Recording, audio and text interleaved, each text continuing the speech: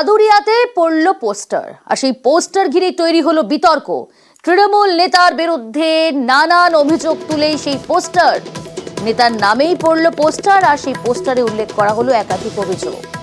বুরহানুল মুকাদ্দিমের বিরুদ্ধে দুর্নীতির অভিযোগ। জেলা তৃণমূল সম্মান রক্ষা কমিটির নামে এই পোস্টার। আরো বিস্তারিত জানাবে সহকর্মী অনুপম রয়েছে আমার সঙ্গে। অনুপম, পোস্টারে কি লেখা হলো, কি কি অভিযোগ এই তৃণমূল নেতার বিরুদ্ধে, কারাই বা পোস্টার দিল, কি জানতে পারছো? হ্যাঁ দেখো প্রিয়াঙ্কা, এই যে এর আগেও আমরা দেখেছি যে বসিরহাট তৃণমূল জেলায় বিভিন্ন নেতার বিরুদ্ধে পোস্টার করেছে এবং আজকে আবার বাদুড়িয়ায় পোস্টার করলো বুরহানুল মুকাদ্দিম লিটন, যিনি হচ্ছে জেলা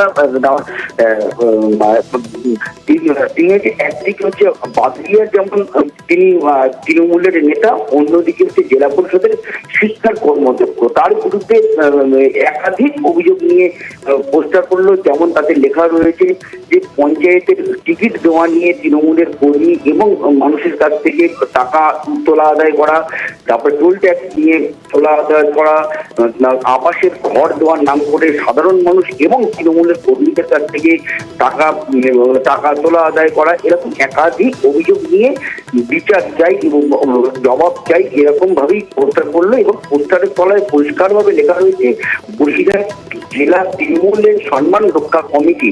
এবং যদিও এই বিষয়ে আমরা এই যে যার বিরুদ্ধে অভিযোগ বুরহানুল মুকাদ্দিম লিটন, এর সঙ্গে কিন্তু আমরা বহুবার যোগাযোগ করার চেষ্টা করেছি, কিন্তু কোনো রকমই তার সঙ্গে যোগাযোগ করতে পারিনি। এরপর আমরা যে বসিরহাটের যে জেলা তৃণমূল কংগ্রেসের যে চেয়ারম্যান সরোজ ব্যানার্জি, তার সঙ্গে আমরা যোগাযোগ করি। তিনি যেটা বলেছেন যে এই যে এই পোস্টারটা পুরো ভুয়ো, বিরোধীরা চক্রান্ত করে এই পোস্টার মেরেছে যাতে তৃণমূলকে কালিমা লিপ্ত করা যায়, তার জন্য এই পোস্টার মারা হয়েছে।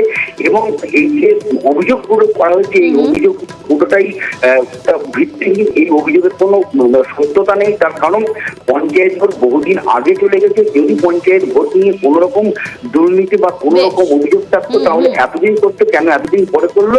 এটা পুরোটাই তৃণমূলের একটা দোষারোপ করার জন্য এইটা করছে বিরোধীরা, এমনটাই কিন্তু জানিয়েছে সরোজ ব্যানার্জি। যদিও আমরা যার বিরুদ্ধে অভিযোগ যে বুরহানুল মুকাদ্দিম, তার সঙ্গে আমরা আবার পুনরায় যোগাযোগ করার চেষ্টা করছি যাতে তার প্রতিক্রিয়ার জন্য। বেশ আপডেট রাখো। এই যে পোস্টার পড়েছে, আমি পোস্টারটা এখনো দেখিনি। যে অভিযোগগুলো জানেন ওরা রিটিং করেছে পোস্টারে, খুব স্বাভাবিকভাবে এরকম কোনো কিছু হয়নি। কারণ আপনি দেখুন, পঞ্চায়েত ইলেকশন কবে হয়ে গেছে, আজকে এসে বলছে যে পঞ্চায়েত ইলেকশন টাকা নিয়েছে। সেই সময় কথা বলা উচিত ছিল যারা বলতে চাইছে। তারা এগুলো কিন্তু কোনো ফেক, কোনো ভিত্তি নেই। বিরোধী দল বলে আমাদের যারা আছে তারা নিশ্চয়ই এগুলো করছে, করে আমাদের দলের সম্মানহানি করতে চাইছে।